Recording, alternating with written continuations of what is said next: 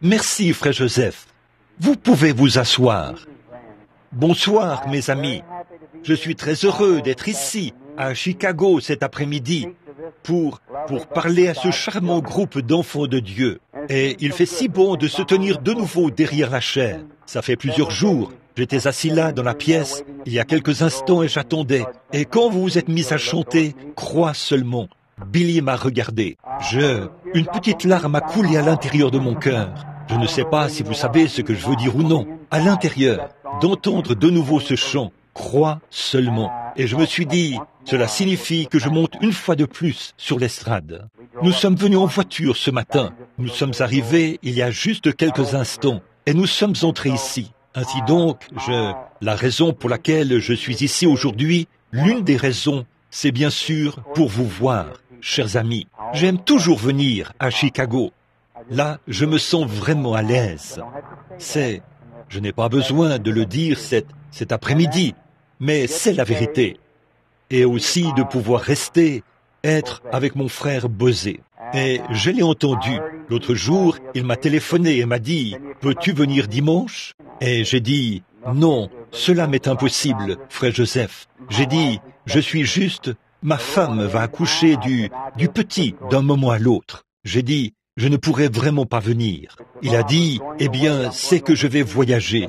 Je vais outre-mer. » Et il a dit « J'ai dit « Je viendrai pour dire adieu ou au revoir, comme on dit, à la manière des prédicateurs. Nous ne nous disons pas adieu les uns aux autres, parce que nous vivrons ensemble pour toujours. Alors, comme il voyage, nous lui disons simplement au revoir et lui souhaitons les bénédictions de Dieu. Et nous avons la possibilité de le dire ici, devant l'Église.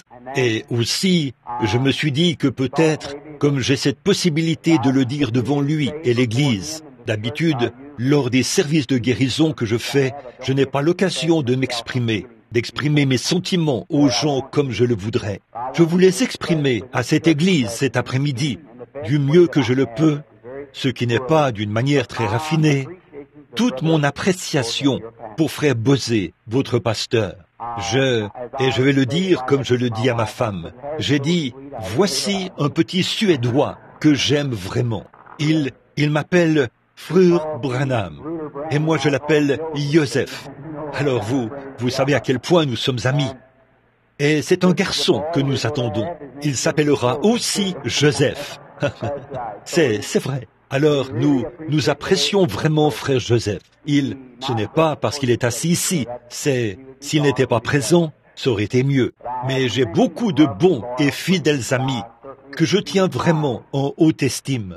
Alors que nous arrivions, il y a quelques instants, par la promenade South Shore. Je suppose que c'est comme ça que vous appelez cette route-là. Ce que Billy et moi étions en train de parler. Et il a dit, « Tu rentres ce soir, papa ?» J'ai dit, « Je serai trop fatigué, Billy. » J'ai dit, « Je pense que je vais prêcher 2 fois aujourd'hui. » Et j'ai dit, « Je serai trop fatigué. » Il a dit, « Tu sais quoi ?» Il a dit, « Je pense que frère Bosé est l'un des meilleurs frères que j'ai jamais rencontrés. » Je vais le dire en empruntant une expression de mon fils. Idem pour moi. C'est vrai. J'ai appris à aimer frère Joseph. Voici ce que j'aime chez lui. Il y a tant de choses. Tout d'abord, c'est un frère chrétien. Deuxièmement, on peut se fier à ce qu'il dit. J'aime ça. J'aime un homme qui, lorsqu'il vous dit quelque chose, il s'en tient à ça. Une autre chose, c'est ceci. Il est mon ami, peu importe si j'ai raison ou tort. Bon, n'importe qui peut être votre ami tant que vous avez raison. Mais quand vous avez tort, lui, il reste toujours votre ami. Or, ce n'est pas tout le temps que j'ai raison. Vous savez, la plupart du temps, j'ai peut-être tort. Mais peu importe si j'ai tort ou raison, Joseph Bosé est mon ami. Je l'ai vu en temps de dures épreuves. Je l'ai vu traverser des moments dont le public ne sait rien, quand l'heure du test est venue pour nous. Il s'est toujours tenu à mes côtés comme un frère. Et j'apprécie beaucoup cela. Il y a certainement eu des gens qui ont essayé de me décourager en me disant « Frère Joseph est un saint du dernier jour » ou « du dernier jour ». On appelle ça comment?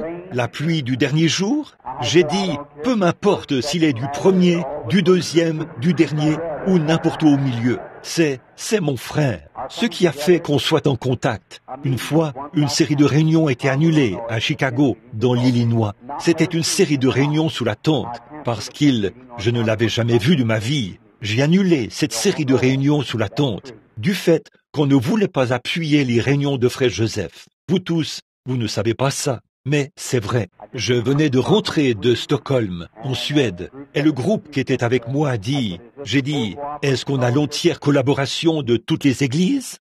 Oui, et j'ai dit, ce petit frère dont on parle là-bas, comment s'appelle cette église suédoise là-bas, celle que frère Petrus connaissait? J'ai dit, est-ce qu'il collabore? Eh bien, l'homme qui me parlait a dit, non, vous voyez, frère Branham, ça nuirait à vos réunions, a-t-il dit. Parce qu'il est de la pluie du dernier jour. J'ai dit, s'il ne peut pas être là, moi non plus, je ne peux pas être là. C'est tout. J'ai dit, si nous sommes interdénominationnels, ça veut dire tout le monde, peu m'importe qui c'est, que ce soit des méthodistes, des baptistes, des témoins de Jéhovah ou quoi que ce soit d'autre, ils seront là quand même. Et nous ne pouvons pas tirer à la courte paille et dire un tel n'y a pas droit, parce que nous sommes tous parfaitement des frères. Et c'est comme ça que nous voulons rester, comme ça. Alors, peu importe l'église qu'ils fréquentent, nous sommes tous des frères en Christ, du moment où nous sommes nés de nouveau de l'Esprit. Et j'apprécie frère Joseph de tout mon cœur. Et aussi, je me suis dit que, bon, on ne m'a pas dit ceci, et je n'y ai pas du tout pensé à l'avance. Mais pendant qu'il me parlait là-bas, je me suis dit qu'avant son départ, sachant qu'il est un homme pauvre, qui, comme moi, ne vit que de l'aumône des gens, qu'avant son départ, on ramasserait probablement une offrande d'amour pour lui, avant son départ. J'aimerais pouvoir le faire. Je lui ai demandé il y a quelques instants, j'ai dit, frère Joseph, est-ce que tu vas ramasser une offrande d'amour pour toi-même? Il a dit, je vais peut-être le faire, frère Branham, ce soir. Ils vont probablement... J'ai dit, je souhaiterais pouvoir la ramasser pour toi, frère. Mais je dis, tu te retrouverais sans le sou si je le faisais. Mais j'ai dit, j'aimerais simplement, vous ne m'avez jamais entendu dire, mentionner ces choses sur l'estrade, parce que je n'ai jamais ramassé d'offrande de ma vie.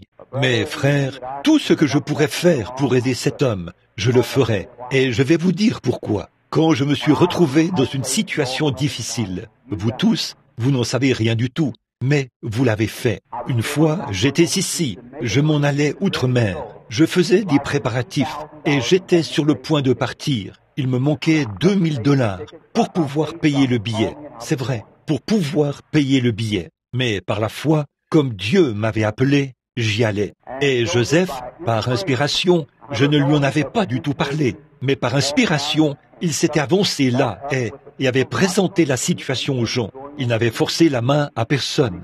Il avait simplement dit que nous allions outre-mer, que nous avions besoin d'argent pour cela, ou quelque chose comme ça. Et il avait ramassé cette offrande à Chicago. Par la foi, nous avons comblé le manque. J'ai acheté les billets le lendemain et je suis parti. Je voulais dire que comme il va outre-mer, tout ce qui sera fait ce soir, puisse le Seigneur, qui est bon, le bénir abondamment et l'envoyer. Bon, peut-être qu'il n'est jamais allé dans cette région-là auparavant. Y es-tu déjà allé, frère Joseph? Dans la région où tu vas? Il ne se rend pas non plus compte de ce qu'il attend. Je sais bien que c'est difficile quand on arrive en Afrique. Je prie que Dieu soit avec mon frère et qu'il le bénisse en toutes choses. Et puisse-t-il gagner des âmes à Christ là-bas. Et j'espère que le Seigneur, qui est bon, lui permettra d'avoir la série de réunions la plus fructueuse qu'il ait jamais eue de toute sa vie, et qu'il reviendra à Chicago étant rafraîchi et tout, et prêt à vous apporter les nouvelles d'un grand réveil. Ceci fera de lui un missionnaire quand il partira cette fois-ci. Je sais que ça vous semble un peu étrange, à vous qui êtes des autres églises. Écoutez, vous, un missionnaire n'est pas quelqu'un qui change de nation pour y vivre. Un missionnaire, c'est quelqu'un qui va et qui revient. Paul était le plus grand missionnaire que le monde ait jamais connu. Pas vrai?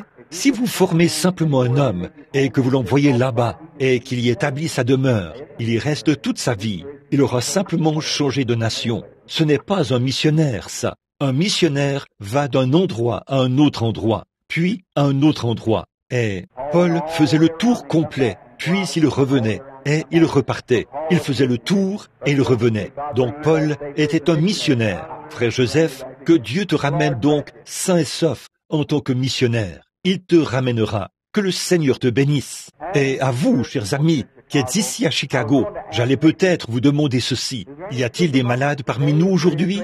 Si oui, veuillez lever la main. Quelqu'un? Alors nous aurons peut-être une réunion de prière ce soir. On prierait pour les malades. Aimeriez-vous qu'on ait la prière pour les malades ce soir? Que tous ceux qui aimeraient qu'on ait une réunion pour prier, eh bien, très bien, c'est bien. Alors, nous prierons pour les malades ce soir. Je vais laisser quelques cartes ici pour qu'on les distribue vers 18h30 ou quelque chose comme ça. Et vous pourrez venir chercher votre carte de prière et nous prierons pour 18h?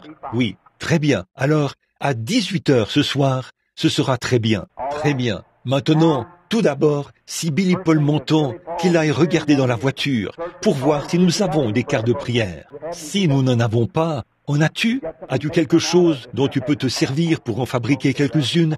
S'ils n'en ont pas, très bien. D'accord, ce sera très bien. Très bien. Et ce soir, nous allons prier pour les malades.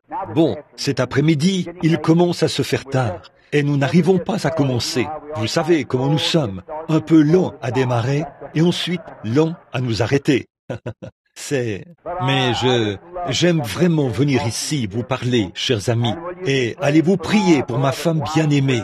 Le ferez-vous pour le petit enfant qui va naître? Pauvre petite femme, elle vit certainement des moments difficiles. Et nous comptons sur lui, celui qui est invisible, pour l'accouchement.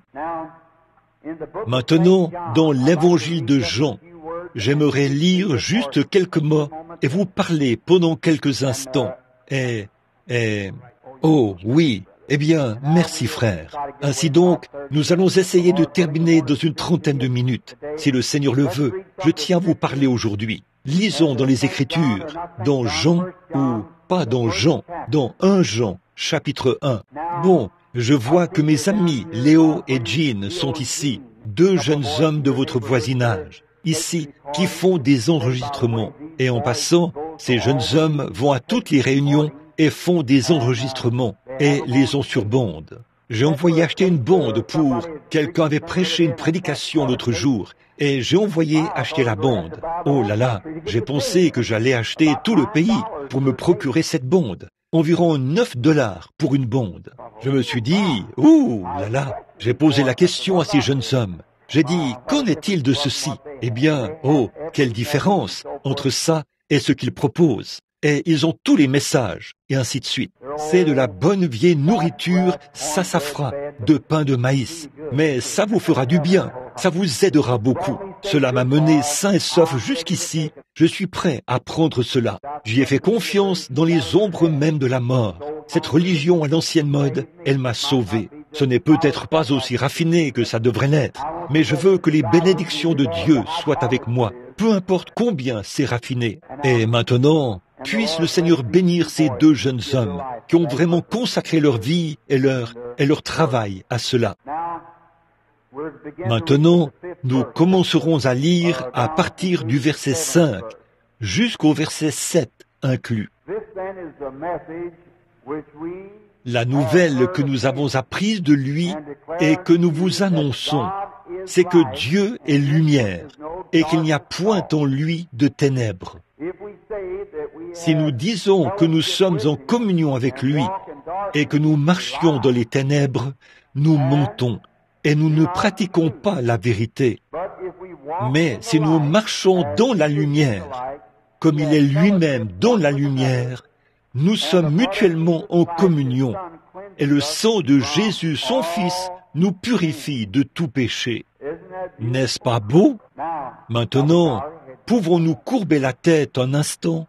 Notre Père Céleste, alors que je parle aujourd'hui à ce charmant auditoire de gens qui sont en route vers l'éternité, peut-être que la plupart d'entre eux ont déjà été lavés dans le sang de l'agneau et que leurs vêtements sont blancs et purs et que tous leurs péchés et leurs offenses ont été pardonnés et qu'ils attendent le rappel pour monter là-haut.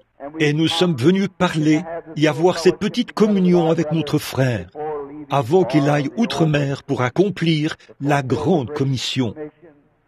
Allez par tout le monde et prêchez la bonne nouvelle à toute la création.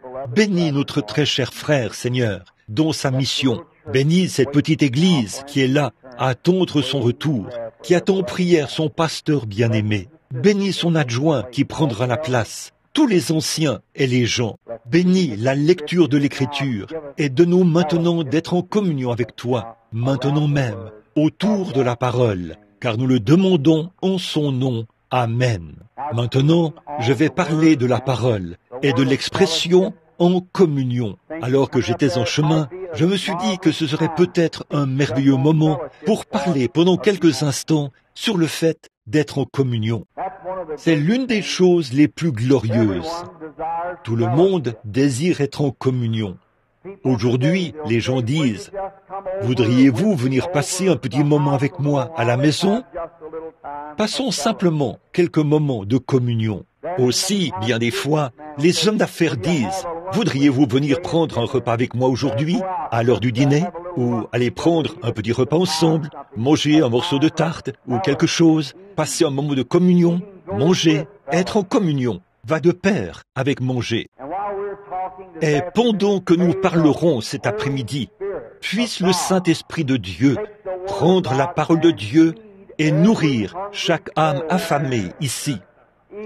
Manger accompagne la communion. Et l'homme ne vivra pas de pain seulement, dit le Seigneur, mais de toute parole qui sort de la bouche de Dieu. Alors le Saint-Esprit aime manger, être en communion avec le croyant. Quel moment! Nous sommes tous rassemblés autour d'une grande table maintenant, où les bonnes choses de Dieu sont empilées, très haut. Dans ses abondantes bénédictions, Dieu a tout ce dont nous avons besoin, toutes les vitamines, tout ce dont nous avons besoin pour faire de nous des chrétiens bien robustes, en bonne santé, remplis de son esprit, lavés dans son sang. Quel moment où nous pouvons être en communion. Et avez-vous déjà réfléchi à ce vieux proverbe qu'un homme avait prononcé un jour? Ma mère avait l'habitude de l'employer très souvent. Qui se ressemble, s'assemble. C'est vrai. Observez les oiseaux. Vous ne verrez pas les colombes et les charognards ensemble, parce qu'ils ne peuvent pas manger la même nourriture. Un charognard, une buse, ça peut manger n'importe quoi. Un corbeau peut s'installer là, sur un cadavre, et le manger. La colombe ne peut pas le faire. Si elle en mangeait, ça la tuerait. Elle ne peut tout simplement pas en manger. Elle va là-bas dans un champ de blé et se met à manger du blé. Elle fréquente ses semblables.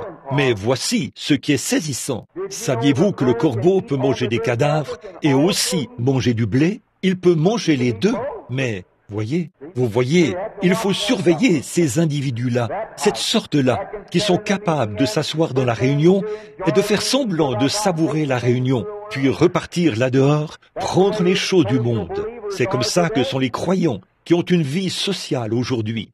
Mais nous aimons nous réunir avec ceux qui se sont séparés des choses du monde, qui ont été appelés à sortir et qui sont devenus de nouvelles créatures en Jésus-Christ, et qui communient autour des bénédictions du Saint-Esprit. Comme c'est merveilleux! En fait, l'homme est né pour avoir de la communion. L'homme, au commencement, dans le jardin d'Éden, il avait une merveilleuse communion. Dieu descendait pour être en communion avec son groupe, composé d'hommes et de femmes, chaque soir. Dans la fraîcheur du soir, Dieu descendait à l'ombre de grands palmiers. Peut-être que sa lumière sacrée, pour ainsi dire, brillait sur Adam et Ève, dans cette grande cathédrale à ciel ouvert, en communion avec Dieu. Ils n'avaient aucun souci à se faire, tant qu'ils étaient en communion. J'aime être en communion avec les hommes. J'aime bien sortir et causer avec des gens qui aiment le Seigneur, et être en communion avec eux, parce que nous voyons les choses de la même manière. Nous avons les mêmes motifs. Nous avons les mêmes idéaux. J'aime parler avec les gens à propos de... J'ai un ami qui est assis juste ici, qui aime la chasse et la pêche. Bien des fois, nous passons beaucoup de temps ensemble dans la communion. Nous restons là à parler de ces choses, parce que nous aimons ces choses. Maintenant, mais la plus grande communion qu'un homme ait jamais eue, c'était quand il était en communion avec Dieu, quand Dieu avait fait en sorte que l'homme ait accès à lui, afin d'être régulièrement en communion avec sa créature. Le Créateur est sa créature. Ainsi, quand Dieu était en communion avec Adam dans le jardin d'Éden, Adam n'avait aucun souci à se faire. Tout se passait bien et marchait parfaitement. Il n'avait pas à se faire du souci pour ses vêtements. Il n'avait pas à se faire du souci pour sa nourriture. Il n'avait pas à se faire du souci pour la maladie. Il n'avait pas à se faire du souci pour la mort, pour le chagrin. Il n'avait aucune idée de tout ça. Il était vraiment libre comme un enfant. Il avait un Père céleste qui veillait sur lui et qui communiait avec lui chaque jour. Ce serait merveilleux, n'est-ce pas, si nous pouvions revenir à cela. Et savez-vous qu'aujourd'hui, chaque âme rachetée vit en dessous de ses privilèges par rapport à ce genre de communion avec Dieu? Vous croyez cela? Dieu veillera et pourvoira à tout ce dont nous avons besoin pour ce voyage. Et à la fin, quand tout sera terminé pour cette vieille tente mortelle, Dieu a promis de nous en donner une autre. Amen. Vous savez, j'ai une petite idée bizarre au sujet de ce qui arrive quand nous mourrons. Je ferais aussi bien de l'exprimer. Je suis en famille. Frère Joseph a dit, une fois, j'étais sur le point de répondre à la question d'une femme, et c'était peut-être un peu contraire. Il a dit, Frère Branham. J'ai dit, bon, Frère Joseph, voici ce que je veux dire. Et il a dit, écoute, ne le dis pas. Il a dit, quand nous avons rédigé nos règles et énoncé ce que nous croyons dans cette église, nous les avons terminées par une virgule, pas par un point. Nous croyons ceci, plus tout ce que nous pouvons entendre. Et ça, c'est très bien. J'aime ça. Maintenant, dans Jean 14, quand il a dit « Il y a plusieurs demeures dans la maison de mon Père », lorsqu'il parlait à ses disciples avant son départ, je ne peux pas imaginer qu'elles étaient faites de pierre, de briques et de mortier. Je crois que la tente dont il parlait était un autre corps dans lequel vivre. Voyez, dans la maison de mon Père, il y a plusieurs tentes ou demeures. Détruisez cette tente et je la relèverai en 3 jours. Et aussi, si cette tente où nous habitons sur la terre est détruite, nous en avons une autre qui est déjà préparée et qui nous attend. Voyez? Alors je crois que il y a quelques jours, j'étais au mont Wilson, Palomar plutôt, là-bas en Californie, ce grand observatoire où l'on peut voir à 120 millions d'années-lumière. Et ils observent le temps. Oh, la science est embrouillée dans sa théologie. Je vous le dis, quand je compare ce que la science dit maintenant à ce que j'ai appris à l'école, je vous le dis, ça n'a rien à voir avec ce qui m'a été enseigné à l'école. Vous savez, mon papa avait l'habitude de s'asseoir et dire, faisant référence à la Bible, il me demandait, « Billy, comment donc cela peut-il bien ?» Je répondais, « Papa, le soleil reste totalement immobile. La science le prouve. Et le monde tourne autour de lui. » Il disait, « Josué dit qu'il a arrêté le soleil. » Je disais, « Comment est-ce possible ?» Je disais, « Papa, c'est ce qu'on nous enseigne à l'école. » Et je disais, « Cela a été prouvé par la science. » Il disait, « Eh bien, peut-être que oui, mais ça, ce n'est pas mon jour de science, disait-il. » Lui, il croyait. Il disait, « Josué. » Et à l'école, j'ai posé la question à celui qui nous enseignait la Bible. Il a dit, « Eh bien, évidemment, tu sais, Josué et les gens de cette époque-là étaient des ignorants, et Dieu a simplement tenu compte de son ignorance. Et c'est plutôt le monde qu'il a arrêté. Mais maintenant, ils doivent revoir cela. Le soleil fait sa révolution. Le soleil tourne lui aussi. Cela a été prouvé par la science. Le soleil tourne. Quand j'étais tout petit et que j'allais à l'école, on disait que quand le soleil se couche, ça projette de la lumière sur les étoiles. Puis, les étoiles reflètent la lumière du soleil. Aujourd'hui, la science prouve que ce n'est pas possible. Il faut des milliards et des milliards d'années pour que la lumière du soleil, qui parcourt tant de millions de kilomètres à l'heure, ou peu importe ce que cela parte du soleil pour atteindre l'une des étoiles. Donc, ce n'est pas le cas. En fait, chaque étoile produit sa propre lumière. Le fils de frère Moore a reçu son diplôme il y a quelques semaines, et l'un des grands scientifiques est venu là. Il lui a fait l'accolade et lui a remis sa bourse. Il a dit qu'à Washington, D.C., ils ont 124 livres scientifiques les plus récents qui traitent de toute la science moderne, tout ce qui est éprouvé par la science. Il a dit, jeune homme, il vous faudrait 2 ans pour lire tous ces livres d'un bout à l'autre. Et après les avoir tous lus d'un bout à l'autre, il vous faudrait mettre au rebut tout ce que vous y auriez appris. Parce que quelque chose de différent serait présenté. Quand il a dit ça, j'ai poussé un petit « Amen » là. Mais je me suis dit que je pouvais me lever et dire ceci. Mais j'ai ici un livre sur lequel on n'aura jamais à faire de compromis. Même après que des âges et des âges auront passé. Il sera toujours le même parce qu'il est inspiré. Ils sont obligés de revenir à cela chaque fois. Oh, n'essayez pas d'apprendre, de rendre vos cheveux gris en essayant d'étudier la science. Étudiez simplement la Bible de Dieu, parce que c'est le livre le plus pur de tous. Bon, je pense qu'une fois que l'âme quitte le corps, nous entrons dans une autre maison qui n'est pas faite de main d'homme. Nous allons dans la présence de Dieu, et là, nous demeurons avec lui dans la présence du Seigneur Jésus, qui est omnipotent, je veux dire omniscient, omniprésent. Ainsi donc, s'il existe, nous existons aussi, une fois que nous entrons dans notre nouvelle tente là-bas. Si donc il a dit, là où 2 ou 3 sont assemblés, je serai au milieu d'eux. Alors, il est tenu d'être ici cet après-midi. Aussi sûr qu'il y a un ciel et une terre, Jésus-Christ est présent maintenant. Mais ce qu'il y a, c'est qu'il est sous une forme invisible. Nous ne pouvons pas le voir, mais il y a quelque chose dans l'âme du chrétien qui fait que l'homme a conscience de sa présence quand elle est là. Il sait qu'il se tient dans la présence de quelque chose qu'il ne peut pas voir. Nous savons que la radio passe ici en ce moment, la télévision passe ici en ce moment. Nos yeux ne peuvent pas capter cela, mais c'est dans un autre monde. Et de la même manière, cet après-midi, il y a des anges de Dieu qui sont placés dans cette salle et qui veillent. Les anges de Dieu campent autour de ceux qui le craignent.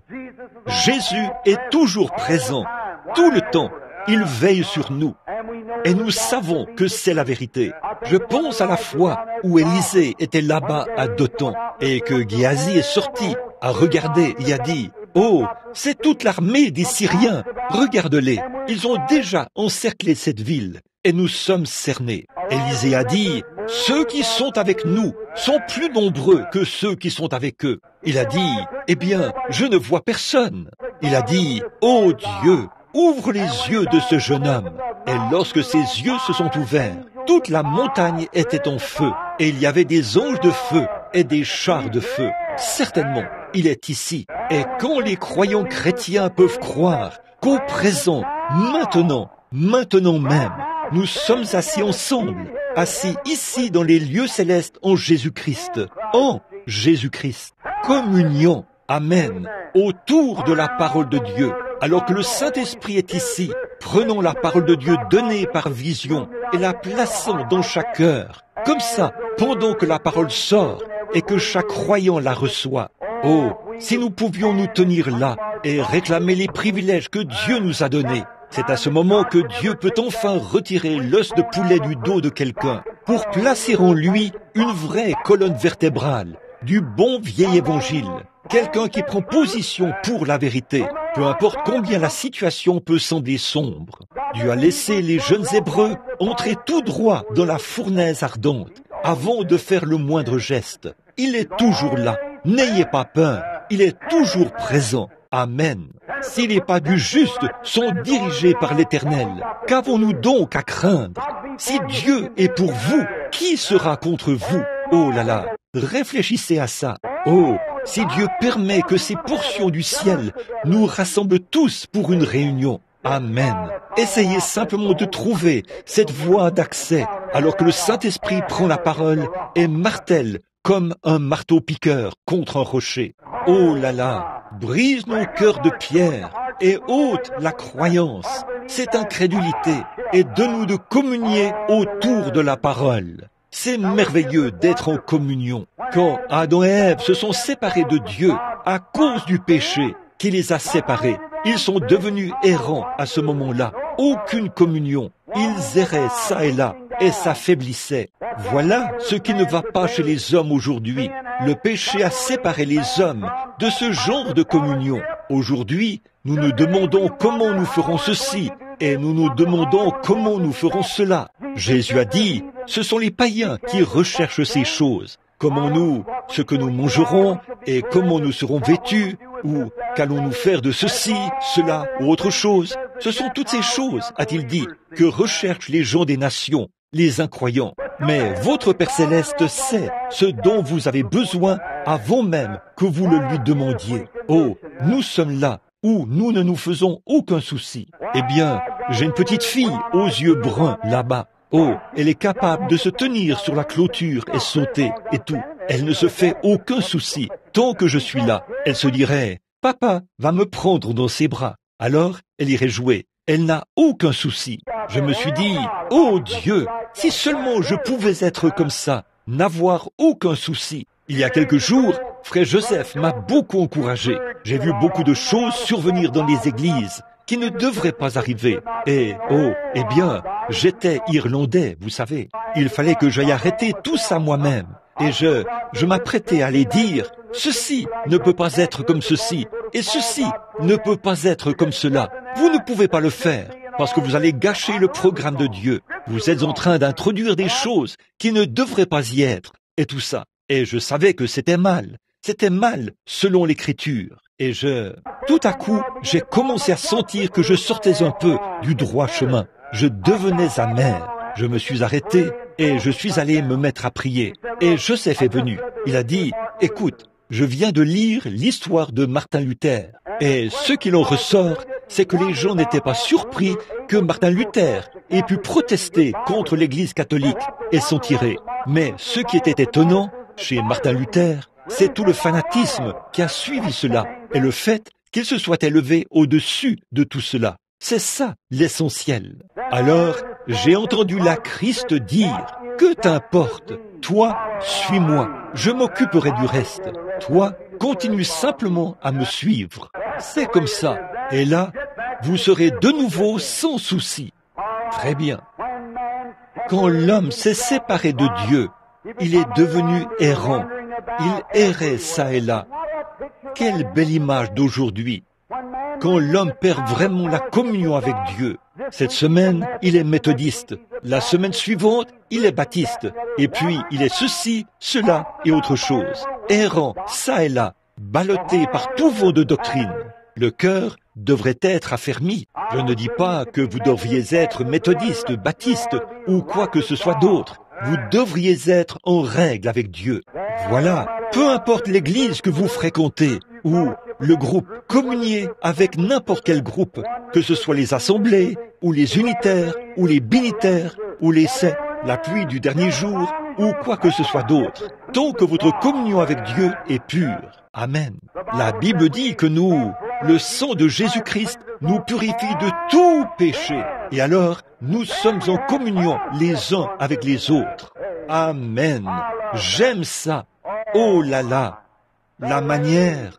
Alors Dieu a vu que l'homme n'était plus en communion. Et là, il fallait qu'il fasse quelque chose pour ramener sa créature là où il pouvait de nouveau avoir son cœur, afin qu'il puisse retrouver son chemin. Voici maintenant où commence la partie triste. Eh bien, depuis le commencement du temps, l'homme a essayé de remplacer cette communion par quelque chose d'autre. Et aujourd'hui, nous disons certainement que tout le monde vienne adhérer à notre Église. C'est nous qui l'avons. Les méthodistes veulent croire qu'ils l'ont, les baptistes qu'ils l'ont, les catholiques qu'ils l'ont, les presbytériens qu'ils l'ont, les pentecôtistes qu'ils l'ont, les apostoliques qu'ils l'ont. Et là, ils ont formulé une déclaration de credo. Et ils ont cette église-ci établie avec un tas de credos. Et ils prétendent que c'est par ce moyen-là qu'on est en communion. Écoutez, vous ne pouvez pas être en communion par ce moyen-là. Vous pourriez adhérer à toutes les églises qu'il y a dans le pays et ne quand même pas être en communion avec Christ. Là-bas, au commencement, Dieu a conçu son unique plan lorsqu'il a tué un agneau ou une brebis et a accueilli la race humaine à bras ouverts pour qu'elle revienne à la communion. Et ça, c'était par le sang. Amen. Maintenant, on entend tellement peu parler du sang aujourd'hui. Nous parlons toujours d'autre chose. Nous parlons des événements du jour et de la bombe atomique. Ces choses sont très bien, mais frère, pour moi, sans effusion de sang, il n'y a pas de rémission des péchés. Et lorsque le sang est correctement appliqué, le péché est éliminé et l'homme retrouve la communion avec Dieu. Amen. Ce dont nous avons besoin aujourd'hui, c'est d'un bon vieux réveil à l'ancienne mode, acquis par le sang. Amen. La vie se trouve dans le sang. Et quand le sang de Christ nous purifie de toute iniquité, alors nous sommes en communion avec Dieu. Vous pouvez vous repentir ou vous avancer et faire une confession, vous soumettre à 6 mois d'abstinence, vous faire asperger à l'aide d'une salière, faire partie de l'église méthodiste. Oui, monsieur, être en communion avec chacun d'eux, c'est vrai. Ou vous pouvez passer par l'église baptiste, recevoir la main d'association, faire une confession, vous faire baptiser dans l'eau et être en communion avec l'église baptiste. Je vous le dis, dans l'église pentecôtiste, vous pouvez prier pendant un moment jusqu'à ce que vous parliez en langue et être en communion avec chacun d'eux. Mais mon frère, ma sœur, tant que votre âme n'a pas été lavée dans le sang de Jésus-Christ, vous ne serez jamais en communion avec lui. C'est vrai. Et une fois que votre âme a été lavée dans le sang de l'agneau, toute méchanceté, toute haine, toute jalousie, toute querelle, toutes ces choses sont mortes. Le sang fait l'expiation. Amen. C'est pour cela qu'aujourd'hui, dans nos associations pentecôtistes, dans nos différentes associations du plein évangile, nous faisons vraiment n'importe quoi. Nous avons tellement de gouffres et tout ça au sein de notre corps. Parce que nos différents ismes et les choses plutôt se sont installés. C'est dû au fait que l'un se retire et devient ceci. L'autre se retire et devient ceci. Et l'un se retire et commence une dénomination ou une organisation. La raison même de cela, c'est que le cœur de la personne n'était pas en règle avec Dieu au départ. Dieu veut que nous formions tous un seul corps de croyants, baptisés du Saint-Esprit. Amen. Oh là là, pour rencontrer les gens, Dieu les a accueillis d'une seule manière. Il les a accueillis à bras ouverts. Le rétablissement, le retour à la communion dont on était jadis déchu, c'est le sang.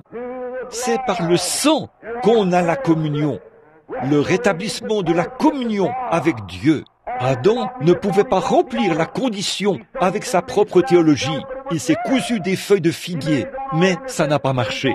Il a formé sa propre organisation, il a formé sa propre dénomination, mais ça n'a pas marché. Et aujourd'hui, quand je suis passé en voiture à côté de votre colonie de nudistes, ici, là, sur la route qui mène ici, ils ne peuvent même pas attendre que le soleil commence à chauffer. Ils étaient tendus là, sur la plage, tout nus, les hommes et les femmes ensemble.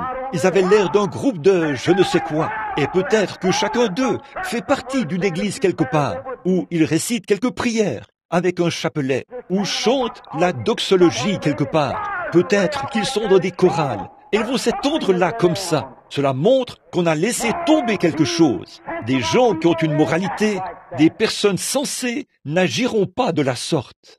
Frère, c'est vrai, si jamais vous avez une parcelle de Christ dans votre cœur, vous vous tiendrez loin de ce genre d'endroit. Amen. Bon, oui, il se peut que ça ne soit pas d'accord. Il se peut que vous ne soyez pas d'accord avec ça. Mais mettez ce cœur-là en règle une fois et voyez ce que Dieu fera. Je vous le dis, même ma pauvre petite fille, qui n'a que 2 ans, est sortie de la pièce là-bas. L'autre jour, elle est sortie dans la cour et il y avait là une femme qui tondait le gazon, vêtue de ces petits vêtements horribles. Et cet enfant de 2 ans est entré et a dit « Oh papa, cette dame a oublié de porter sa jupe. » Voilà, c'est ça. Vous voyez, même un enfant sait ce qu'il en est. Mais quand des hommes et des femmes laissent leur cœur s'endurcir, ce sont les démons, des puissances du diable. De tout temps, il n'y a eu qu'une seule chose qui déshabille les hommes, les démons, qui déshabillent les femmes plutôt. C'est tout à fait vrai. Ou des hommes, l'un ou l'autre. On dirait une bande d'animaux préhistoriques, étendus là, tout nus, sans aucune conscience. La Bible dit qu'ils portent la marque de la flétrissure dans leur propre conscience. Et ces mêmes personnes, celles dont je parle en particulier et que je connais maintenant, cette personne chante dans une chorale. Oh là là, ils sont en communion avec leur groupe, certainement. Mais la communion avec Christ? Oui, monsieur, je sais que c'est fracassant, frères, sœurs, mais que Dieu nous aide. Si l'Église pentecôtiste ne revient pas au sang de Christ, vous êtes perdus. C'est vrai, revenez. C'était un péché autrefois, il y a bien longtemps, pour nos pentecôtistes d'agir ainsi. Il y a bien longtemps, ils ne le faisaient pas, mais eux aussi, ils le font maintenant, à cause de la tolérance à la chair. Vous vous mettez à penser que vous faites partie de cette église-ci, ou de cette dénomination, ou de quelque chose de ce genre. Vous feriez mieux d'être de nouveau en communion avec Christ. Amen. Ce sera quelque chose d'horrible un de ces jours, l'une des déceptions au jugement. Le contrebandier d'alcool ne sera pas surpris. Il connaît le sort qui l'attend. Le menteur et le voleur, ils connaissent le sort qui les attend lorsqu'ils se tiendront devant Dieu. Mais ceux qui seront désagréablement surpris, ce sont ceux qui font partie des églises pentecôtistes, qui seront rejetés du fait qu'ils savaient ce qu'il en était. Mais ils ont délibérément suivi ce chemin-là. Amen. Alléluia. Ce dont nous avons besoin aujourd'hui, c'est d'un bon vieux réveil à l'ancienne mode, qui secoue. Revenons à notre place sous le sang du Seigneur Jésus. Revenons à la communion. C'est le sang qui a toujours été le moyen de l'approcher tout au long des âges, parmi tous les peuples. Observez et vous verrez que de tout temps, cela a été le seul moyen de Dieu. Le livre le plus ancien de la Bible, c'est le livre de Job. Lorsque Job s'approchait de Dieu, il était en communion avec Dieu par le sang versé. Job offrait un agneau chaque fois qu'il venait communier. Les adorateurs dans l'Ancien Testament et d'un bout à l'autre, de la Genèse jusqu'au Nouveau Testament, chaque fois qu'ils allaient communier avec Dieu, ils offraient un holocauste. Ils immolaient un agneau avant tout, parce qu'ils s'approchaient sous le sang. Job, quand il s'approchait de Dieu, il tuait un agneau. C'est le livre le plus ancien de la Bible. Il est écrit avant que la Genèse soit écrite. Moïse a écrit la Genèse. Bon, des centaines d'années plus tard. Mais remarquez, Job était le livre le plus ancien. Et depuis tout là-bas, en Éden, Job offrait un sacrifice.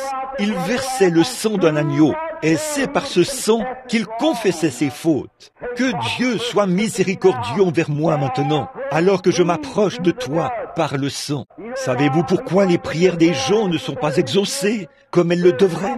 Ils viennent par un emballement psychologique plutôt que par le sang. C'est vrai, venez par le sang. Agneau mourant, ton précieux sang ne perdra point sa puissance jusqu'au jour où l'Église rachetée se tiendra à tes côtés.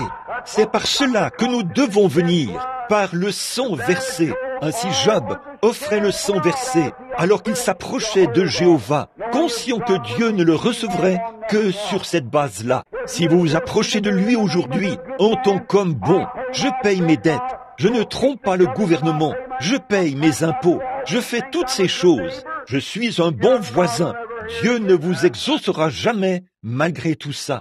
Si vous dites, je suis un membre assidu à l'église, je paye ma dîme, je donne de grosses offrandes à l'église, je suis un pilier de mon église, Dieu ne vous recevra jamais, jamais, pas du tout. Vous dites, eh bien, ma mère était une brave femme, mon père était un brave homme, mon grand-père était prédicateur, tout ce que je fais, et je n'ai jamais fait ceci, je n'ai jamais volé, je ne bois jamais, je ne fume jamais, je ne mens jamais, je ne fais jamais ces choses.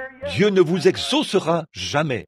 Et peu importe qui vous êtes et combien vous avez été mauvais, si vous venez par le moyen que Dieu a pourvu, par le sang du sacrifice, en posant votre main sur la tête d'un agneau mort, d'un agneau mourant, et que vous confessez vos fautes et vous l'acceptez, alors Dieu remplira votre âme du Saint-Esprit et consumera toute iniquité, tout ce qui est charnel, et fera de vous une nouvelle créature.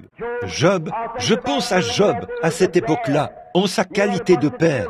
Il avait tout plein d'enfants. Ils étaient un peu rebelles. et il se souciait constamment de ses enfants. Ne serait-ce pas beaucoup mieux si tous les membres d'église de Chicago avaient la même approche au sujet de leurs enfants? Il n'y aurait pas de délinquance juvénile. On ne verrait pas ces émeutes raciales. Et, je veux dire, ces émeutes et toutes ces choses qui se passent ici aujourd'hui, des coups de feu, des tueries, des vols, des viols, et toutes ces choses, c'est parce que les gens ne se soucient pas de leurs enfants. La première chose qu'ils disent, eh bien, je les ai inscrits sur les registres quand ils étaient petits, et j'ai ensuite confié le reste à la monitrice de l'école du dimanche. Et cette femme va au parti de danse, qui dure peut-être toute la nuit. Elle arrive là, fardée au possible, comme si elle allait à un cirque plutôt qu'à l'église. Et vous laissez vos enfants entre les mains de quelque chose comme ça? Mère, honte à vous. Vous devriez faire asseoir là cet enfant qui est dans le besoin, lire la Bible, poser vos mains sur sa tête et invoquer Dieu. Oh Dieu, sois miséricordieux, épargne ma fille, mon fils. Oui, j'aime beaucoup le faire. Prendre mes petites filles, oui, et les asseoir là. Elles sont là, leurs petits yeux écoutent, ou leurs oreilles écoutent, et leurs yeux regardent. Et je leur parle de tout ce qui concerne Jésus, et combien il les aime, et tout. Elles s'agenouillent devant les chaises, et prient comme nous tous. C'est comme ça que nous voulons procéder, n'est-ce pas? C'est comme ça que beaucoup d'entre vous procèdent. C'est ce que vous devriez faire. Je suis allé dans bien des foyers, et là, on rassemble toujours tous les enfants pour la prière en famille. Oh Dieu, bénis ces familles. C'est ça, le lien qui unit. Si vous le faisiez chez vous, il n'y aurait pas autant de cas de divorce. Et toutes les choses qui se passent, comme nous le voyons, vous seriez en communion les uns avec les autres. Puis je vois Job. Ses enfants se sont mariés et sont partis dans différentes directions, comme on le voit lorsque les oiseaux quittent le nid. Job, qui savait qu'il n'y avait aucun autre moyen possible pour l'homme de s'approcher de Dieu et d'être en communion avec lui, si ce n'est par l'agneau du sacrifice, par le sang. Job s'est dit, peut-être que mes enfants ont péché, je vais donc offrir un agneau pour eux. Quelque chose a dit à Job qu'il ferait mieux de se préparer, qu'il ferait mieux d'être prêt. Et quand il faisait l'offrande de l'agneau du sacrifice pour ses enfants, un jour, c'est arrivé. La tempête a déferlé et les a tous tués. Puis c'était le feu et tout, la destruction. Mais avant que cela arrive, Job s'était assuré que chacun d'eux était sous le sang. Amen. Le rejet, on le rejette aujourd'hui. Cette nation tue Christ aussi vite qu'elle le peut. Elle attriste le Saint-Esprit par des credos et des formes de religion. Et cela attriste le Saint-Esprit. J'ai lu, il n'y a pas longtemps, j'ai entendu quelque chose quelque part au sujet du passage de ce grand évangéliste, Billy Graham, en Écosse. Savez-vous ce qui cloche? Si les pentecôtistes travaillaient de concert, au lieu de se séparer et de faire les choses comme vous l'avez fait, vos services se dérouleraient comme ceux des baptistes. Mais les baptistes vous ont ôté cela. C'est vrai, ils ont un réveil en cours. Ils vont quelque part, parce qu'ils ont jeté tout ce qu'ils avaient sur l'autel. Leurs prophètes, elles sont partis. Il reste derrière lui. Mais que quelqu'un des assemblées se lève aujourd'hui et avait environ 7000 places assises. J'avais environ 7000 personnes debout à l'extérieur et il en avait environ 3000. Permutons nos salles. Alors, quand je suis allé le voir, je me suis dit que c'était un petit garçon qui se tenait là, qu'il réciterait une petite comptine pour enfants. Jésus, un petit bébé né dans une crèche. Mais quand j'ai vu ce petit garçon, oh, c'était différent. Ce petit enfant était à peu près haut comme ça. Je ne savais même pas que c'était le petit David. Il a jeté son veston, a pris un sujet et a prêché comme un prédicateur. Dieu était vraiment avec lui. J'ai dit, voilà un petit garçon que Dieu a envoyé. Maintenant, si vous, les papas de l'Église, l'encadrez et ne le laissez pas s'enfler d'orgueil, et que vous ne le laissez pas s'enfuir avec un tas d'argent, et que vous l'encadrez, et que vous exercez sur lui la bonne influence, il sauvera des milliers de petits-enfants. Mais un matin, j'étais là-bas, dans l'Oregon, à Grants Pass, dans l'Oregon, devant Frère Hall et les autres. J'ai dit, regardez bien, ça ne marchera pas. J'ai dit à certains membres du groupe, j'ai dit, qu'en est-il de faire venir le petit David dans une ville comme celle-là pour le faire? Eh bien, ont-ils dit, Il est unitaire. J'ai dit, peu m'importe ce qu'il est, Dieu est avec lui. Eh bien, évidemment, là, les assemblées ont dû se procurer un petit David. Et l'Église de Dieu s'est procuré un petit David. Et bien vite, il y avait des milliers de petits David. Le principe même que Dieu essayait d'inculquer aux enfants, ils l'ont démoli. Ils ne connaissent pas leur jour. Le bœuf connaît la crèche de son maître, et le mulet connaît son étable. Mais mon peuple ne me connaît pas, a dit Dieu. C'est vrai, ils ne connaissent pas le jour de leur visitation. La chose la plus drôle, ou la chose la plus étrange, c'est d'essayer d'amener le peuple de Dieu à voir le jour de sa visitation. Certainement qu'ils se sont mis à se rassembler autour d'une chose ou d'une autre, ou des personnalités, ou quelque chose de ce genre. Et ils ne savent pas comment s'y prendre. Ils ont placé leur communion sur une dénomination plutôt que sur Christ. Alors quand Job a vu ce qu'il avait fait, à ce moment-là, le fait qu'il avait offert ce sacrifice, la Bible dit que ses enfants étaient réunis avec lui. Là, il avait fait des préparatifs. Une autre pensée, Israël, quand ils ont eu de la communion fraternelle, remarquez ce qu'ils ont fait. Avant que la grande destruction arrive, l'ange qui a détruit leur pays, l'ange destructeur, la première chose qui s'est produite, c'est qu'Israël a reçu l'ordre de prendre un agneau, de le tuer et de mettre le sang sur la porte. Et chaque famille devait entrer et manger cet agneau. La communion autour de l'agneau rôti. Manger le corps du sacrifice mort. Ce sacrifice qui est mort à leur place. Dieu a dit, quand je verrai le sang, je passerai par-dessus vous. L'ange de la mort ne pouvait pas les toucher parce que le sang de l'agneau était sur la porte. Et ils étaient là, à l'intérieur, en train de prendre la communion, d'être en communion autour de l'agneau. C'est pareil dans notre cœur, quand nous appliquons le sang du Seigneur Jésus, qui ôte tout péché. Là, nous pouvons être en communion en mangeant la parole de Dieu, autour de la table de Dieu, communier autour des choses saintes. Quand vous prêchez la guérison divine, tous ceux qui sont en Christ disent « Amen ». C'est vrai, quand vous prêchez que nous devons rejeter tout péché, toute méchanceté, toute dispute et tout, « Amen », dit le vrai croyant. C'est vrai, être en communion autour de la parole. Vous voyez ce que je veux dire? Bon, en tout temps, le seul endroit où Dieu a toujours rencontré, dit qu'il rencontrera toujours l'homme. Il n'a jamais promis de nous rencontrer dans les dénominations. Il n'a jamais promis de nous rencontrer autrement que par le sang versé. Israël, dans l'Ancien Testament, peu importe où il se trouvait, pour pouvoir adorer Dieu, il devait se rassembler dans un lieu commun de rencontre, qui était le tabernacle dans le désert. Chaque homme qui allait au sommet de la colline et qui voulait être en communion avec Dieu, il entrait dans le tabernacle, là, dans le désert, pour rencontrer Dieu. Lorsque Myriam a été frappée de lèpre, Moïse est entré là et est tombé sur sa face devant Dieu, sous le sang versé. Voyez? Maintenant, placez-vous à votre position ce soir. Voyez? Mettez-vous sous le sang. Toutes ces choses qui sont dans votre cœur, faites-les sortir. Allez devant Dieu sous le sang. Confessez vos fautes.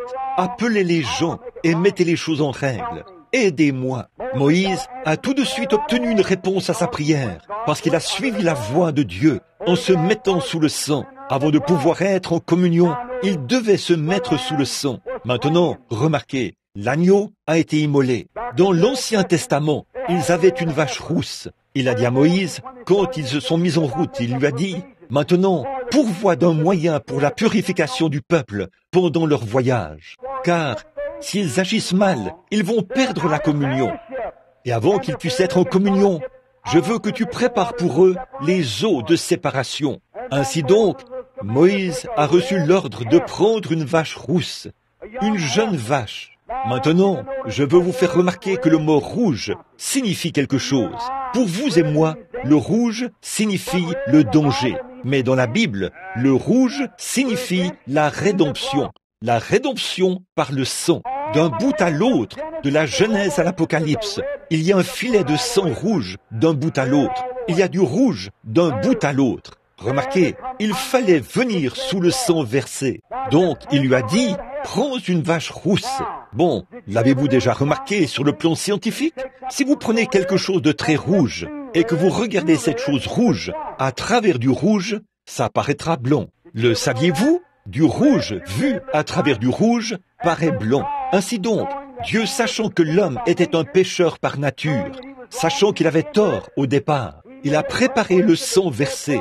Et lorsque Dieu regarde par le sang du Seigneur Jésus, vous, le pécheur rouge, il vous voit blanc comme la neige. Vous n'avez plus de péché. Quand Dieu vous regarde par le sang de Christ, peu importe ce que vous avez fait, combien de péchés vous avez commis et ce que vous avez fait, si le sang de Christ a été appliqué à votre cœur, vous êtes parfait aux yeux de Dieu. Écoutez, dans quelques instants, je vais vous livrer un petit secret au sujet de la guérison divine et de différentes choses. La première chose, mes amis, c'est la préparation du cœur humain. Oui, monsieur. Tenez, il y a quelques jours, j'étais ici à Chicago, là où cette bonne vieille science disait « L'homme pense avec son cœur ». C'est absurde. La Bible a tout faux. Il n'y a aucune faculté mentale dans le cœur par lequel on puisse penser. L'homme pense avec sa tête, avec son intelligence. Mais maintenant, ils se rendent compte que Dieu avait raison. Voyez, l'homme ne pense pas avec sa tête, son intelligence. Il est une double personnalité. Regardez, la personne qui est ici, à l'intérieur, c'est tout d'abord l'intellect. Mais on dit que dans le cœur humain, cela ne se trouve ni dans le cœur d'un animal, ni dans aucun autre cœur. Mais là, dans le cœur humain, il y a un petit compartiment au centre du cœur humain, dans lequel il n'y a même pas de cellules sanguines. Mais c'est la place qu'occupe l'âme. Donc, en réalité, l'homme pense avec son cœur, pas avec sa tête. Maintenant, si vous y réfléchissez bien, vous verrez que c'est ça qui fait que nous avons tant de membres d'église tièdes aujourd'hui. Les gens ont une foi intellectuelle. Ils ont de la sympathie et disent « Oh, la Bible est vraie, certainement, oui monsieur ». Voyez, ils ont l'intellect pour dire « Oh, je crois que le Seigneur Jésus-Christ est le Fils de Dieu. Je l'ai accepté comme mon sauveur personnel. » Ils fument la cigarette, boivent du whisky, sortent, vont à des soirées dansantes, ils s'allongent sur les plages ici et tout. Certainement, Christ est mon sauveur. Oh, bien sûr, certainement, je fais partie de l'Église. Ça, c'est la foi intellectuelle. Beaucoup de gens viennent dans la ligne de prière et disent « Oh, frère, j'ai la foi. » Bien sûr, c'est une foi intellectuelle. Mais quand cette foi intellectuelle descend ici, dans ce petit compartiment, elle devient tangible. Tous les démons de l'enfer ne peuvent pas l'ébranler. C'est vrai, une fois qu'elle descend là, la question du péché est réglée. Amen. Quand il dit « Hé, je suis l'Éternel qui te guérit », quand cela traverse la foi intellectuelle, descend dans ce petit compartiment, alors il n'y a pas assez de médecins à Chicago pour vous dire que vous allez mourir. Non, monsieur, absolument pas. Et si elle est vraiment authentique, c'est ce que Dieu fait. Il vient là et prend cette foi intellectuelle. Il parle et la fait descendre dans le cœur humain. Et quand ça entre dans le cœur, ça devient tangible. C'est là que Dieu lui-même entre dans le cœur humain et que cela devient une chose indéniable. Amen. Une fois que cette foi sort de l'intelligence et entre dans le cœur humain, voyez-vous maintenant ce que je veux dire? Alors, sous le sang versé, il a dit, prends cette vache de 3 ans et elle doit être rousse. On l'amenait là. Il fallait avant tout qu'on n'ait jamais mis de joug à son cou. Oh, j'aime vraiment ça. Maintenant écoutez, ceci pourrait brûler, roussir et grésiller, mais il vaut mieux le vivre juste pendant un petit moment que de le vivre pour toujours. Regardez, cette vache représentait Christ, et Christ n'était pas sous le joug de quoi que ce soit. Amen. Mais il était uniquement Dieu. Maintenant, ne soyez pas ensemble, ne vous mettez pas avec les infidèles sous un joug étranger. Allez là dehors et faire partie de ceci et cela, et traînasser ça et là. Vous vous mettez sous le joug de ces fêtes, de ces soirées dansantes et tout. Tenez-vous loin de ça. Mettez-vous sous un joug avec Christ. Prenez mon joug sur vous. Recevez mes instructions. Cette vache ne pouvait pas porter un joug. Il fallait qu'elle n'ait jamais porté le joug. Et aussi, il fallait qu'elle soit tuée en présence du souverain sacrificateur. Alors, une fois que le souverain sacrificateur, Aaron, voyait que la vache avait été tuée, Éléazar prenait du sang avec son doigt, allait, et on faisait 7 fois l'aspersion sur la porte, au-dessus de la porte de la tente, en guise de témoignage public. Par la suite, on prenait la vache, on la mettait au feu et on la brûlait. On la brûlait totalement, puis on la déposait hors du parvis. Remarquez comme c'est magnifique. Il faut qu'on se dépêche. Hors du parvis, on déposait cela dans un lieu pur, car c'étaient les eaux de séparation. Dans Éphésiens, Paul y a dit que Dieu, par la prédication de la parole, les eaux de séparation, la foi vient de ce qu'on entend vient de la parole, et la parole de Dieu est les eaux de séparation, car c'est le renouvellement par l'eau, par la parole. L'écoute de la parole sépare cela. Or, l'incroyant, ou l'homme qui était aux prises avec le péché, se trouvait à l'extérieur. Voici un petit aspect que nous ne voulons pas laisser de côté. C'est qu'il fallait conserver l'eau de séparation dans un lieu pur. Et le prédicateur qui prêche l'évangile devrait être un homme pur et droit, pas un accro à la cigarette, pas un drogué, pas un ivrogne, ou un joueur de golf le dimanche après-midi, et ainsi de suite comme ça. Non, monsieur, il faut que ce soit conservé dans un vase saint, pur et sanctifié, en quelqu'un qui garde le mystère de Dieu dans son cœur. Il faut que ce soit dans une église pure, pas là où on joue au loto dans le sous-sol, à la loterie, où on a des soupers, où on sert de la soupe, et qu'on a des soirées dansantes pour les jeunes. Eh bien, frère, si jamais je n'arrive au point où je dois faire de telles choses pour garder un auditoire, je vais tout arrêter, me procurer un tas de pièges, aller au Canada et chasser à la trappe pour gagner ma vie. Amen. Je préférerais le faire plutôt que de savoir que je fais des compromis sur l'évangile pur et sans mélange du Seigneur Jésus. Donnez-moi d'être en communion avec lui. Amen. Prêchez la parole. Vous n'avez pas besoin de toutes ces absurdités. Tenez-vous-en à la parole.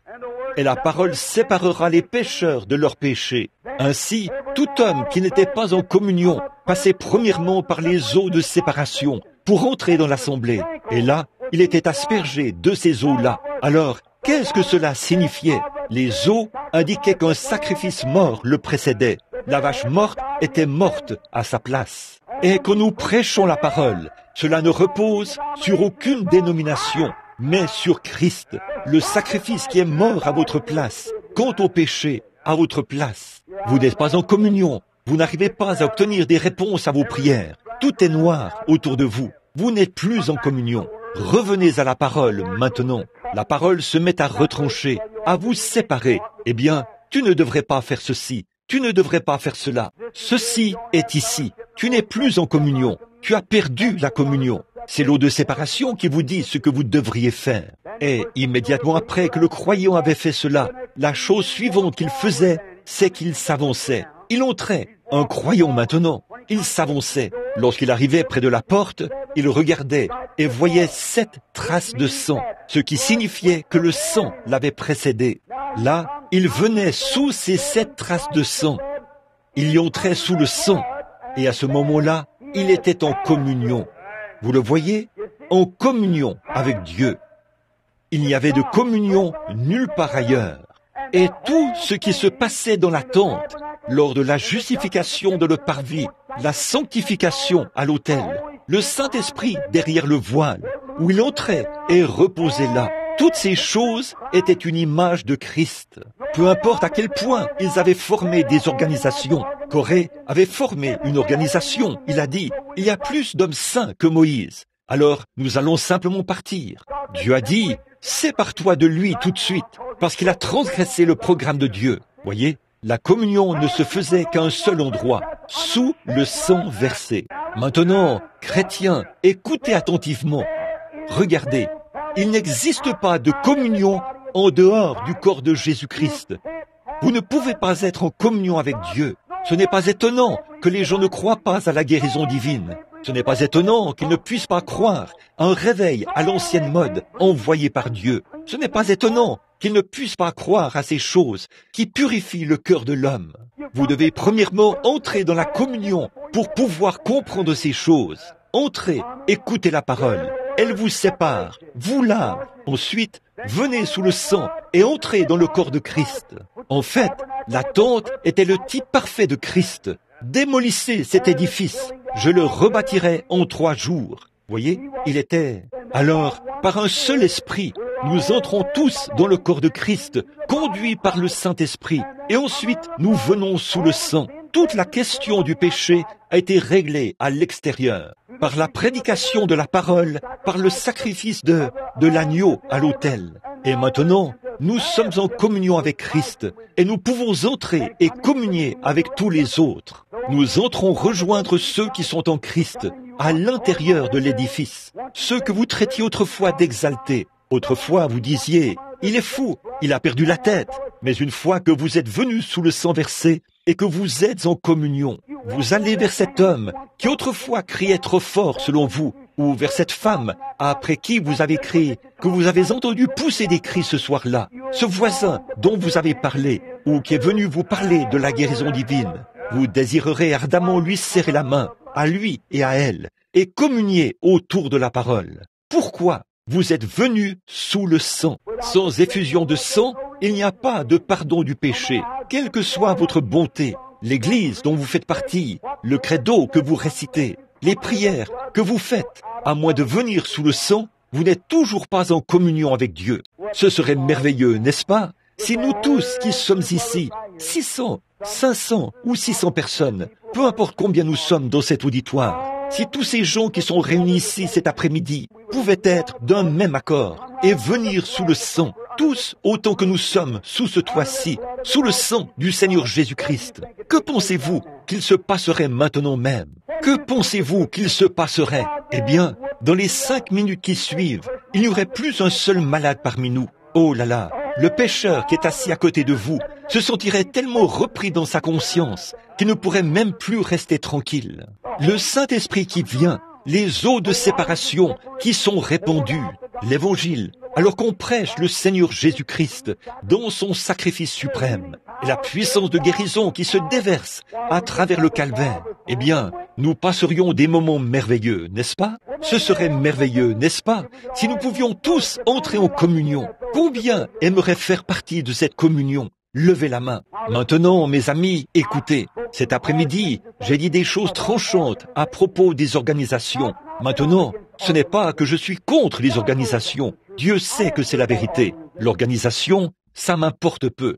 Mais ce qu'il y a, c'est que quand vous pensez que c'est l'organisation qui va faire quelque chose pour vous, ce n'est pas vrai. Le sang de Jésus-Christ est la seule chose qui puisse faire quelque chose pour vous. C'est vrai. Ainsi, quand ce sang entre dans votre cœur, toute votre conception mentale change. Parce que, dès ce moment, vous pensez à partir d'ici. Voyez? C'est ici que Christ vient, dans le cœur. Et vos pensées sont positives.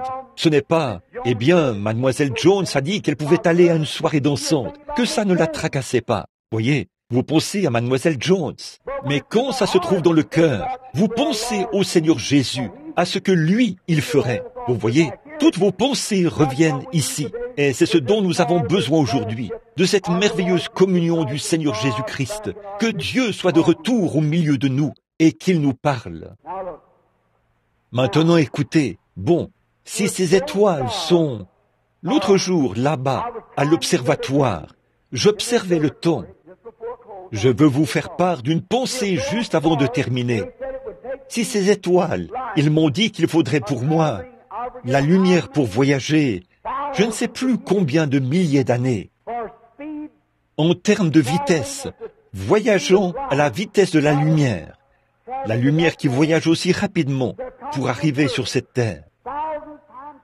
Des milliers de milliers de milliers de milliers d'années pour que la lumière atteigne cette terre en partant d'une de ces étoiles. Et nous pouvons voir à 120 millions d'années-lumière. Et au-delà de cela, il y a autant d'étoiles qu'ici. Combien de temps faudrait-il à un ange pour partir de là, pour se rendre ici? Maintenant, si vous parlez du ciel ou du moment où nous mourrons, et que vous dites que nous allons quelque part là-haut, qu'on ne peut même pas voir, ne pouvez-vous pas voir que Dieu a caché la gloire à l'œil naturel? Nous sommes assis ici, dans les lieux célestes. Maintenant même, le Saint-Esprit est ici. maintenant même, Christ est ici. Pour ce qui est du corps que nous recevons lorsque nous partons d'ici, c'est que nous entrons dans une autre dimension, dans un lieu béni auprès du Seigneur Jésus. Et lorsque Christ reviendra dans son corps physique, qu'il reviendra sur la terre, ses esprits reviendront et revêtiront un corps tout neuf. Et nous vivrons pour toujours. Amen. Oh là là! Si les gens pouvaient saisir que des anges marchent dans ces allées maintenant même, et que Christ, le Fils de Dieu, est en train de se déplacer dans le bâtiment, oh là là, quelle différence! Vous êtes dans sa présence. Et lorsque votre esprit est rempli à bloc, hermétique à ce monde extérieur, est comme un aimant ou un récepteur dans un poste de radio, une fois que ce gadget-là est rempli à bloc ou magnétisé à ces paroles, il se déploie jusqu'à ce qu'il y ait un contact réel avec le récepteur. Et cela les rend tangibles. La radio émet des paroles qui passent ici. Nous ne pouvons pas les entendre avec nos oreilles. Elles sont, nous ne pouvons pas les capter. Mais le récepteur qui se trouve à l'intérieur du poste de radio capte cela. C'est pareil pour la télévision. Ça devient tangible. Et quand notre foi intellectuelle descend dans le cœur, et qu'elle est tellement chargée à bloc du monde invisible, que chaque parole de Dieu devient une vérité absolue. Vous voyez ce que je veux dire? Quand Dieu dit quelque chose, ça résonne là-dedans, exactement comme ça se passe avec le récepteur de la radio, et la chose devient parfaite. Dieu a dit, « Je suis l'Éternel qui te guérit ». Cela règle la question. Amen. Ça rend la chose réelle. Je serai avec toi, même en toi, jusqu'à la fin du monde. Cela rend la chose réelle. Il est ici, maintenant. Or, c'est ce qu'il en est quand j'approche la guérison divine. Ce soir-là, quand l'ange du Seigneur m'est apparu, il a dit, « Je serai avec toi, n'aie pas peur ». Il m'a dit ce qu'il ferait. Il m'a dit qu'il ferait des signes et des prodiges parmi les gens. Je l'ai interrogé, j'ai dit, ils ne croiront pas cela. Il a dit, il viendra un temps où tu connaîtras même les secrets de leur cœur. Tu leur diras ces choses. Et je me suis posé des questions à ce sujet. Il a cité Christ. Il a dit, je serai avec toi. Alors, quand je m'avance vers les malades sur l'estrade, ou quelque chose comme ça, ce genre de choses-là, ça devient une chose indéniable. Je crois cela. J'aimerais avoir la foi maintenant même. Pourquoi que chaque personne malade dans ce bâtiment sera guérie. Exactement comme j'ai la foi pour savoir qu'il se tient ici même. J'aimerais avoir ce genre de foi-là. J'aimerais que chacun de vous l'ait. Mais si nos pensées et notre communion s'élèvent au-dessus du domaine des choses que nous voyons, pour entrer dans celles que nous ne voyons pas, alors ça devient tout aussi tangible que les choses que nous voyons, ou même plus tangible. Que le Seigneur vous bénisse, alors que nous courbons la tête pendant un instant. Père Céleste, oh, pour la communion autour du corps de Christ, autour de la parole. Au commencement était la parole, et la parole était avec Dieu, et la parole était Dieu. Et la parole a été faite chair, et elle a habité parmi nous. Oh, combien nous l'aimons! Combien nous apprécions sa présence ici maintenant. Le glorieux Fils de Dieu, le ressuscité, celui dont les paroles ne peuvent jamais faillir. Il est écrit ici dans la Bible que là où 2 ou 3 sont assemblés en mon nom, je serai au milieu d'eux. Et il est ici. Ô Dieu, puisse chacun croyant qui n'est pas régénéré, qui n'est jamais venu par le sang, qui n'a fait qu'aller à l'église, qui a encore un tempérament colérique, qui a encore des habitudes du monde auxquelles il s'accroche, qui a une foi intellectuelle, mais qui n'a jamais été lavé et purifié, afin de pouvoir être parfaitement en communion. Ô Dieu, fais que cet après-midi, ici et maintenant même, chaque cœur soit lavé, purifié dans le sang de l'agneau. Ils entreront en communion, si bien que le service de guérison de ce soir produira la réunion la plus glorieuse qui ait jamais eu lieu dans cet auditoire. Accorde-le, Seigneur. Veux-tu le faire? C'est pour la gloire de Dieu que nous te le demandons. Et pendant que nous avons la tête inclinée, je me demande, et que tout le monde soit en prière, si vous le voulez bien. Je sais qu'il se fait tard, mais regardez, mes amis, il se fait tard dans 2 sens. Le jour est sur son déclin, ce dimanche après-midi, aujourd'hui, le premier jour du mois de mai, et l'âge aussi est sur son déclin. Il est plus tard que nous le pensons. La venue du Seigneur est proche. Le cœur des hommes, vous voyez cette grande civilisation qui s'effondre, qui coule en ce moment même. Regardez donc cette Amérique. Quelle honte! Regardez ce que Jésus a dit. Dans les derniers jours, tout comme au jour de Noé, ils marieront leurs enfants et tout. Regardez les tribunaux de divorce en Amérique. Ils sont plus nombreux que dans toutes les nations réunies. Regardez l'immoralité. Regardez la perversion. Les clubs de perversion sexuelle sur la côte ouest et partout ailleurs. Des milliers de milliers y vont chaque année. La souillure, la saleté, l'impiété, l'usage naturel du corps est perverti en quelque chose d'autre. Ce sont des gens à l'esprit perverti. Les hommes sortent et se conduisent de la manière qu'ils le font. Les femmes portent ces espèces de petits vêtements. Ils ne pensent pas que c'est mal. Certainement pas. Leur esprit est perverti. Le diable s'est emparé d'eux. Ils ne le savent pas. Oh, quel jour! Croyant, es-tu sous le sang? Si tu ne l'es pas, pendant que ce soit uniquement le Seigneur Jésus et moi qui regardions ceci. S'il y a quelqu'un ici qui a le cœur honnête, qui est conscient et que par la prédication de la parole, vous êtes parvenu à croire ceci, que vous avez tort, que quelque chose dans votre cœur vous dit que vous avez tort. Si vous avez encore ces choses et que vous désirez ces choses, vous n'aurez pas nécessairement à les commettre. Il suffit que vous en ayez le désir.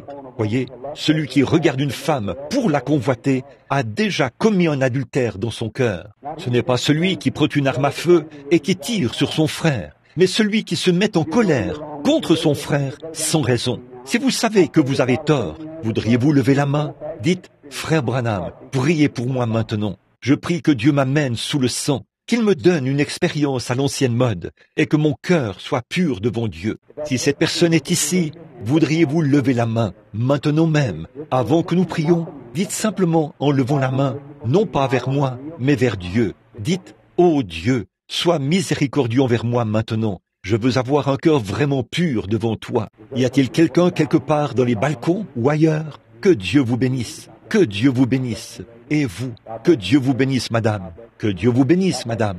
Que Dieu vous bénisse, monsieur. Que Dieu vous bénisse, mon frère. Que Dieu vous bénisse, ma sœur. C'est bien. Eh bien, que Dieu vous bénisse, mon frère. C'est ça. Soyez honnête avec Dieu. Bon, ce n'est pas à mon endroit. Vous ne levez pas la main vers moi. C'est vers Dieu. Que Dieu vous bénisse, madame. Je vous vois là-bas. Quelqu'un d'autre qui... Que Dieu vous bénisse, madame. Et vous, monsieur. Et vous, monsieur. Que Dieu vous bénisse. Et vous, monsieur. Être honnête, c'est ça. Être des hommes et des femmes, c'est ça. Nous sommes devant Dieu. Que Dieu vous bénisse, madame. Vous voulez que ces choses soient ôtées de votre vie. Certainement, Dieu le fera. La seule chose que vous devez faire, c'est de le laisser le faire maintenant. Y en a-t-il un autre avant la prière, pendant que nous avons la tête inclinée? Dieu bien-aimé, ô Père, ces âmes humaines, nous sommes conscients, Seigneur, que celui qui nous jugera ce jour-là est ici, dans le bâtiment. Pas même un passereau ne peut tomber dans la rue sans que le Père le sache. À combien plus forte raison sais-tu que ces gens qui ont levé la main sont sincères? Ils sont assis ici à écouter la parole pendant de longues heures depuis le début de l'après-midi. Je te prie, ô Dieu, de purifier chaque cœur maintenant même par le sang du Seigneur Jésus. Fais que chaque habitude, chaque péché qui fait oppression, ou quoi que ce soit d'autre, qui ne va pas chez ces chères personnes. Je te prie, ô Dieu, d'ôter cela d'eux maintenant même. Accorde-le, puissent-ils devenir des chrétiens humbles et doux, qui haïssent l'iniquité et qui aiment la justice. Accorde-le, Père. Ô Sauveur béni, guide-les. Maintenant, Père, puisse chaque personne ici recevoir une grande foi maintenant même. Nous attendons avec impatience le service de ce soir, Seigneur, pour la guérison des malades. Oh, veux-tu juste encore une fois, Seigneur, encore une fois, permettre que cela se produise? C'est la veille du départ de notre frère outre-mer. Fais qu'il y aille avec une nouvelle vision dans son cœur, de voir le royaume de Dieu descendre vers les enfants des hommes. Puisse le service de ce soir être un merveilleux service. Puisse chaque personne malade qui franchira la porte de Christ être parfaitement rétablie. Veux-tu l'accorder, Seigneur? Guéris ceux qui sont dans le besoin, que leur corps se rétablisse, car c'est au nom de Jésus que nous le demandons. Amen. Ça fait pas mal de jours que je suis à la maison. J'ai eu beaucoup d'ennuis et tout. Vous savez comment c'est quand on est à la maison. Je suis resté éveillé toute la nuit d'avant-hier, jusqu'à l'aube. Je suis rentré et je suis ressorti toute la journée d'hier. Hier soir, j'ai très peu dormi. Et ce matin, je me suis levé pour venir ici. C'est un peu difficile. Je vous ai gardé longtemps. Je suis désolé de vous avoir retenu pendant tout ce temps. J'espère que vous... C'est le Saint-Esprit. Je l'ai constaté. Je veux dire ceci, si je préférerais vous donner un tout petit bouton de rose maintenant, plutôt qu'une couronne entière après votre départ. Voyez, j'ai eu de bons auditoires partout dans le monde, mais je n'ai jamais eu un auditoire aussi attentif que celui que j'ai ici, dans cette petite église de Chicago. Vous qui êtes ici, j'ai constaté que cet après-midi, quand je suis monté sur l'estrade, j'avais à cœur de parler d'autre chose. En fait, le Saint-Esprit me disait sur l'Arche de l'Alliance. C'est ce dont j'allais parler. Et lorsque je me suis avancé ici sur l'estrade, j'ai pensé en communion. Ce serait un bon sujet sur lequel prêcher. J'ai fait quelque chose. C'est que je suis moi-même allé à l'encontre de ce que le Saint-Esprit m'avait dit de faire. Mais j'ai essayé de lutter jusqu'au bout. Permettez-moi de vous dire quelque chose. Et ce que j'ai dit il y a quelques instants au sujet de frère Joseph. Lorsque j'ai tort, si j'ai tort ou raison. Tout comme vous, personne ne s'est levé pour quitter ce bâtiment cet après-midi. Pendant tout le temps qu'ils ont pu rester assis ici, tout en sachant pendant tout ce temps que le service de guérison aura lieu. Et beaucoup doivent encore rentrer chez eux pour souper. Vous êtes restés assis ici avec moi. Soyez bénis. Je vous aime. Je me souviendrai de vous devant Dieu. Et vous vous en êtes tenu strictement à cela, même quand vous me voyez lutter. Vous voyez, c'est ce que je veux dire. Quand il m'arrive d'avoir tort, voyez, quand j'ai tort. Maintenant, je prie que Dieu vous donne tout ce dont vous avez besoin, chaque désir de votre cœur. Et puissiez-vous, combien ici veulent être guéris ce soir? Levez la main. Tout le monde dans le bâtiment. Que Dieu vous bénisse. Oh là là, que sa grâce soit avec vous. Maintenant, si vous devez rentrer chez vous, pourquoi ne pas aller vous reposer un peu? Puis, revenez un peu plus tard pour prendre une carte de prière, afin de venir ce soir pour qu'on prie pour vous. Je crois que nous aurons une réunion merveilleuse. Pas vous? Amen. Amen. Que Dieu vous bénisse. Je remets maintenant la réunion à frère Joseph. Je vous reverrai dans quelques heures.